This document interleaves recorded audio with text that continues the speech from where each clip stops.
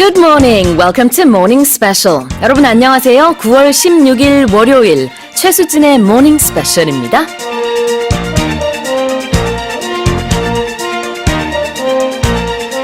We're back from a wonderful and well-deserving rest, and most probably the thought of being behind the wheel is the last thing some of you might want right now, especially if you had to drive long hours on the highway during the holiday. Well, guess what? We'll have a week of no cars in the capital.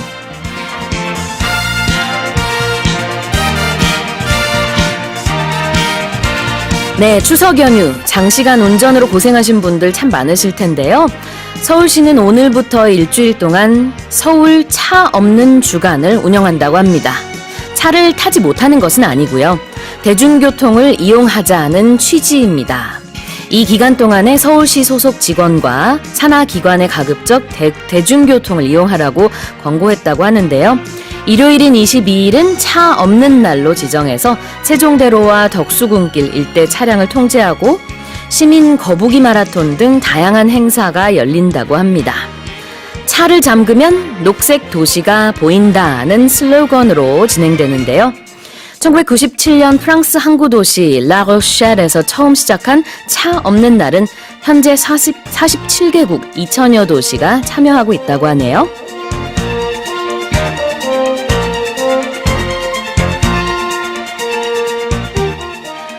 Well, in the case of Seoul, the first week of no cars started back in 2007, and hopefully we'll be seeing less cars this week as well. Well, with that in mind, let me give you a quiz. Which of the following is not a common means of transport to commute? 1번 subway, 2번 bus, 3번 piggyback ride. 보통 우리가 대중교통이라고 하는 것에 속하지 않은 것을 골라주시면 되겠습니다. 1번 subway, 2번 bus, 3번 piggyback ride. 오늘도 청취자 여러분들의 많은 참여 기다리고 있습니다. 퀴즈 정답 보내주신 분들 중에 총 5분께 추첨을 통해서 고칼슘 쌀룬 두유 보내드리겠습니다. 또 여러분의 소식과 소감 그리고 방송 중 궁금한 질문 있으시면 보내주세요. 짧은 문자 50원, 긴 문자 100원에 샵 1045고요. 반디 게시판이나 카카오톡 플러스 이용도 가능합니다. Okay, then let's kick off today's show with today's global headlines. 세계 각국 언론사들의 어떤 헤드라인이 올라왔는지 살펴보는 시간입니다. Touch Global Headlines.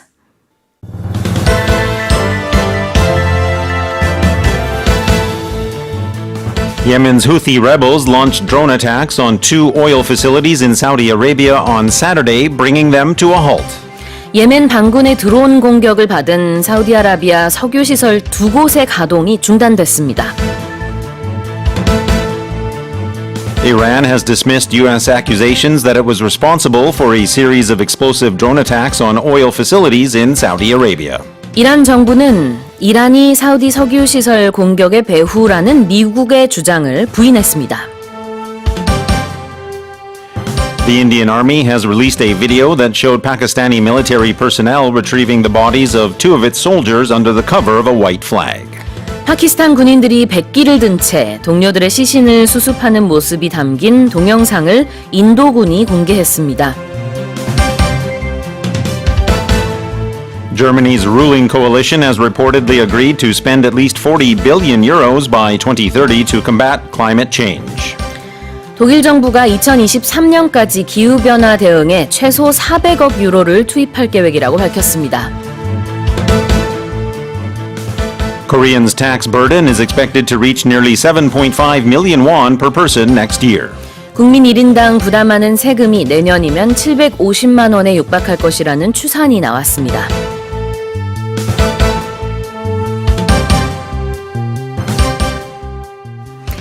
And for the headlines and more, I'm joined by the one and the only Walter 선생님. Well, Good morning. Yes, indeed. Good morning to you, and thank you for that lovely introduction. The one and only, I suppose it's true, I'm the only Walter Foreman that I know, although I'm sure there are others out there. And a hearty post-Chuseok good morning to all of our listeners and any viewers out there. Well, I'm so happy to be back on this Monday, and of course, post-holiday season, as you said right now. So, there is that sort of uplifting spirit. But at the same time, I'm very sad Well, why is that? Although very, I think I very know. sad. And I have to say, there's a bit of an announcement to make. There is. We Yeah. could almost say we have a headline 6 that we didn't get to. 네, 오늘 굉장히 즐거운 월요일입니다만 저 개인적으로는 좀 슬픕니다. 왜냐?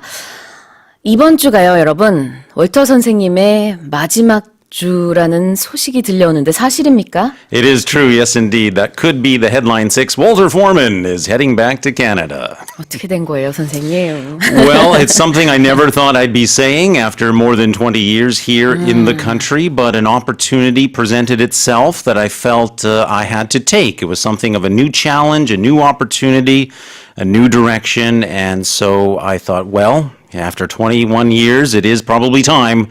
Although, like you said, it's certainly a heavy feeling. But, let's try to keep the morning energy up here on the show, and Absolutely. we'll have chances to talk more about it today and through the coming days, I'm sure. 네, 그렇습니다. 오늘 내일 또 이렇게 모레 3일 동안 선생님을 위한 약간 환송회 같은 방송을 제가 해보도록 오케이. 준비를 해보도록 하겠습니다. 개인적으로 굉장히 많이 슬프고요. 물론 오늘 떠나시는 건 아닙니다만. Sure. 네, 어쨌든 이제 이번 주가 마지막이라고 하니까 네.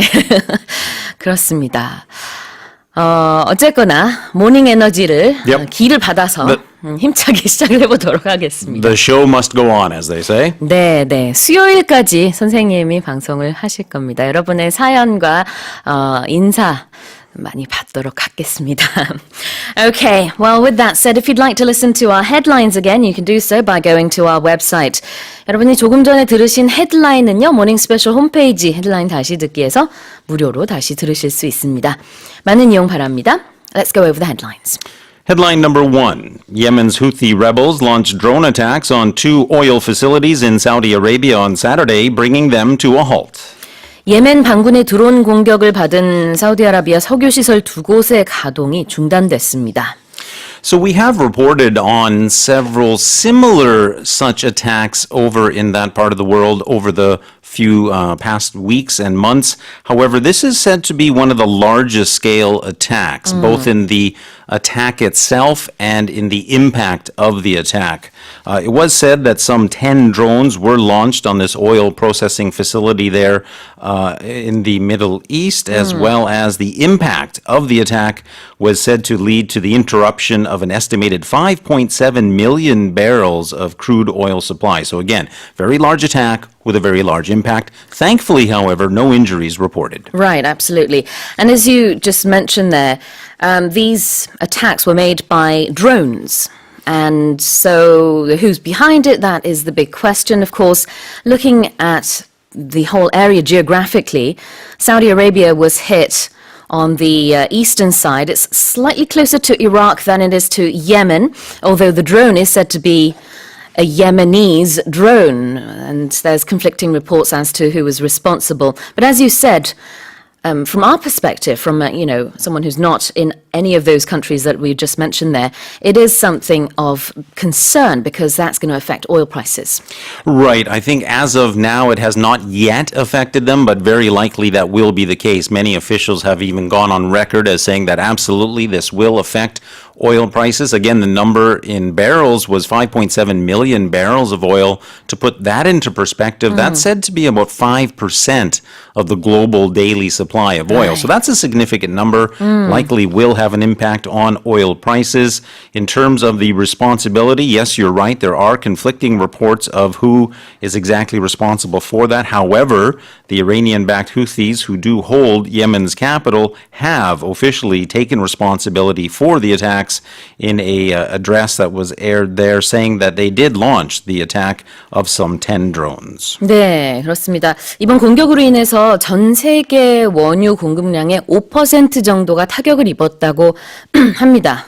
그래서 기름값에도 영향을 미칠 가능성이 매우 높다고 전문가들은 보고 있고요. 인명피해는 뭐 다행히 없었습니다만 이제 누가 이 배후에 있느냐를 가지고 이제 예멘 측에서는 예멘이 직접 나서서 우리가 했다라고 얘기를 했습니다만 미국은 그 말을 지금 믿지 않고 있어요.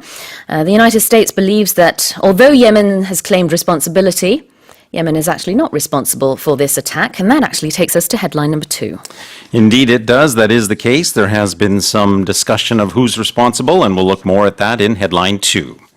Iran has dismissed U.S. accusations that it was responsible for a series of explosive drone attacks on oil facilities in Saudi Arabia. 이란 정부는 이란이 사우디 석유 시설 공격의 배후라는 미국의 주장을 부인했습니다. So, of course, we did have the Houthi rebels claiming responsibility for these attacks. However, there's been some dispute as if that is actually the case. The U.S., of course, is playing a big part in these accusations of saying who has done what and who has not done what. And interestingly, Iranian officials have rejected, of course, the claims of the U.S. and went further on to warn that U.S. military assets in the region are within range of its own missiles, of course, that being Iran. And the more or less quote from the Iranian officials here saying that the United States has failed at what it calls maximum pressure, that is the pressure it's applying in the region, and so has now turned to what they call maximum deceit. 그렇습니다. 지리적으로 봤을 때는요, 이번에 이제 드론 공격이 2차례 있었는데요. 이 위치가 예멘보다는 이란에서 조금 더 가깝고요. 그 다음에 실제로 예멘 반군은 친이란 성향을 가지고 있습니다. 그래서 이제 한 편이라고 볼 수도 있을 텐데 예멘군은 우리가 했다라고 주장을 하고 있지만 미국에서는 이것은 분명히 이란의 행동일 것이다 라고 비판을 했어요. 이란은 이에 대한 반응으로 어제 외무부 대변인이 번역을 하자면은 이렇게 대응을 했습니다. 그런 헛되고 맹목적인 비난과 발언은 이해할 수 없고 의미가 없다. 이렇게 반박을 했어요. So Iran has outright denied these accusations. They have, and the accusations coming from the U.S. officials are rather strong and rather clear, at least in terms of their language, saying, quote, there is no doubt that Iran is responsible for this, no matter how you slice it, meaning no matter how you look at it. There's no escaping it. There's no other candidate who could be responsible for it. So quite strong language from the U.S. So politics playing a part there as well, because the U.S. has also once again reaffirmed its strong ties with Saudi Arabia as this all happens. Yes, indeed. There had been a television conversation between U.S. President Donald Trump and the leader of Saudi Arabia. And in that conversation, I think Trump did express his support for the kingdom. Okay, well, moving on to our next headline. Let's go on to headline number 3. The Indian Army has released a video that showed Pakistani military personnel retrieving the bodies of 2 of its soldiers under the cover of a white flag. 파키스탄 군인들이 백기를 든 채 동료들의 시신을 수습하는 모습이 담긴 동영상을 인도군이 공개했습니다. So, of course, when it comes to India and Pakistan, there's a long history of military aggressions going both ways. The most recent incident here that we're focusing on comes by way of the Pakistani army on Friday raising a white flag at this area known as the Line of Control, or the LOC, excuse me. A white flag, of course, is significant as it is more or less in military contexts a sign of surrender. Yeah. And so there had been an operation there to recover the bodies without going under the white flag. It was said that Pakistani personnel were firing or shooting covering fire, trying to get into that region to recover the bodies. In that attempt, it was said there was another fatality as well. So eventually, the Pakistani military personnel did wave that white flag and did successfully retrieve those bodies. Right. And this happened over the past week. So first of all, there was one Pakistani soldier who was shot from the Indian soldiers, but then the Indian side is saying we only retaliated because Pakistan fired towards us first, and it just so happened that one person was shot. But conflicting reports once again from both sides. Yes, indeed, that is the case. Retaliation being one of the key words there. Of course, as I said, there's much military aggression between the two sides, but you're right, the Indian Army was saying that it was retaliation to an unprovoked ceasefire violation that occurred on September 11th, again, according to their side. 네, 그렇습니다. 지난주에 앞서서 이제 LOC라고 아까 말씀을 해주셨죠. Line of Control, 우리말로는 이제 정전 통제선이라고 하는데요. 파키스탄과 인도 사이에 있는 정전 통제선이 있는데 이 구역에서 파키스탄 군인 한 명이 인도군에 의해서 총살됐습니다. 인도군 측에서는 우리는 보복 총살을 한 것뿐이다. 파키스탄에서 먼저 총을 쐈기 때문이다. 라고 주장을 하고 있고요. 파키스탄 역시 마찬가지로 그렇지 않다. 우리가 보복을 하는 것이지 인도가 먼저 총격을 가했다. 이렇게 둘 다 같은 주장을 사실 하고 있는 겁니다. 어찌 됐건 이로 인해서 파키스탄 군인이 지난 11일 이제 11일이죠. 우리 시간으로는 사살됐고요. 그 이후에 그 시신을 수습하려고 한 명의 파키스탄 군인이 그 지역에 갔다가 또 사살을 당하는 바람에 2명의 군인이 사살을 당했습니다. 지금 동영상을 보이는 라디오로 보여드리고 있어요. 2분이 채 안 되는 동영상인데 인도군 측에서 보여준 것이고요. Because of the 2 deaths that occurred, eventually Pakistan resorted to using the white flag, as you said, which is a sign of surrender in a way, so as to retrieve those bodies. Yeah, indeed, and we are seeing that footage there on the Bonian radio. As you said, you can see the white flag being waved or being hoisted from just behind that bush. That is sort of a signal of either surrender or at least a request to yield. Presumably then the Indian forces would have responded by not firing upon the Pakistani soldiers there because we saw other soldiers moving into the frame to retrieve the bodies of their fallen comrades. Right, and the dispute and the firings between the two sides have been going on for months. We will have to see how that progresses. 파키스탄과 인도는요, 이렇게 이 정전 통제선 구역에서 지금 몇 달째 총격을 주고받고 있는 모습이고요. 양측에서 다 우리는 대응 사격을 하고 있다, 이렇게 주장하고 있습니다. Let's go on to our next story. Headline number 4. Germany's ruling coalition has reportedly agreed to spend at least 40 billion euros by 2030 to combat climate change. 독일 정부가 2023년까지 기후변화 대응에 최소 400억 유로를 투입할 계획이라고 밝혔습니다. So we are expecting an announcement from German Chancellor Angela Merkel and her coalition government to unveil this package of measures. That announcement is expected to come on Friday, September 20th, local time, of course. And in announcing that, they're looking at reducing greenhouse gas emissions in Germany by some 55% by the year 2030, and that 55% would be in relation to the 1990 output levels. Right. And as you just mentioned there, that's the ultimate goal, to reduce emissions by about half, more than half, in fact, by 2030. And so we're looking at about 40 billion euros going in up until 2023 in order to achieve that. That is correct. So while the target for the emissions reduction is a bit further into the future at 2030, the year 2030, the spending, at least the 40 billion euro, which if I've done the math correctly here, I think is 53 trillion won or 53조 won, that is expected to be spent until 2023, which really is not that far away. We're talking of just 4 years down the road. 네, 그렇습니다. 1990년 대비 2030년까지는 이제 온실가스 배출을 55% 줄인다라는 목표를 가지고요. 2023년까지 우리 돈으로 약 53조 원을 사용하겠다라고 독일이 밝혔습니다. But while all of these announcements are being made, a very big motor show, I believe, was also being held in Germany, and protests were held outside of that because they're saying this absolutely goes against the government's measures. Well, certainly when you think of Germany, you often think of a very strong and robust economy, and much of that built on manufacturing, and of course much of that coming from the automotive industry as well, so no surprise there. And bringing that into our discussion is actually, I think, a very relevant point, because the officials there are looking at somewhat of a balancing act, wanting to reduce their greenhouse gas emissions to protect the environment, but at the same time not wanting to hurt that very robust and strong manufacturing economy there in Germany. 네, 그렇군요. 뭐 쉽지는 않을 것 같습니다. 근데 뭐 독일 하면은 이제 자동차 시장에서 워낙 압도적인 역할을 가지고 있는 국가인데 이런 경제적인 측면은 크게 건드리지 않으면서 또 환경을 보호하고자 하는 그런 취지가 이제 앞으로 어떻게 관철이 될지 주목됩니다. 네. And very interestingly, Germany had already set some targets for its emissions reductions, and interestingly enough, they are expected to miss the year 2020 target that they had already set for themselves. Okay, interesting. All right, let's go on to our final headline. Headline number 5. Koreans' tax burden is expected to reach nearly 7.5 million won per person next year. 국민 1인당 부담하는 세금이 내년이면 750만 원에 육박할 것이라는 추산이 나왔습니다.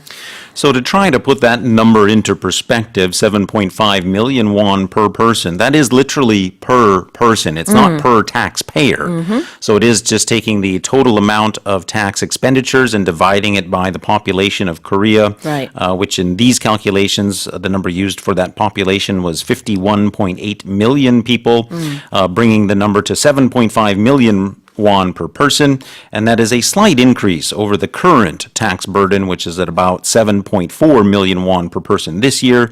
So looking at an increase of nearly 100,000 won in the next tax year 2020. 네, 그렇습니다.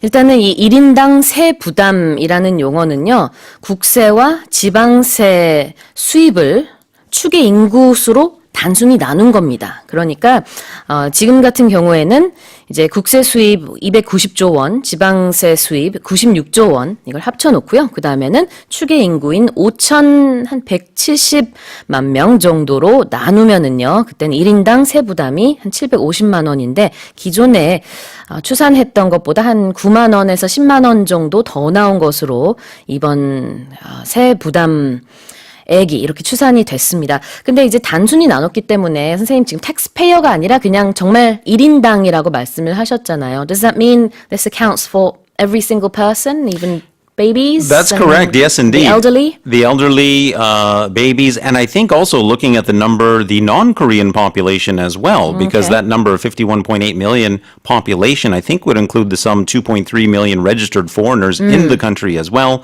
So I think it also applies to them. And looking into the future as well, it's expected to continue that tax burden up to 2023 and rising potentially as high as 8.5 million won by the year 2023. 네, 그렇습니다. 물론 개인적으로 직접 내는 세금의 금액은 좀 다를 수 있습니다만 이렇게 1인당 세 부담금이 지금처럼 매년 꾸준히 증가를 하게 되면은요. 2023년에는 850만 원을 넘길 전망입니다. Those are our headlines for this morning. Let's remind our listeners of the quiz. Our quiz today talks about transportation. Here it is, ladies and gentlemen, boys and girls. Which of the following is not a common means of transport to commute?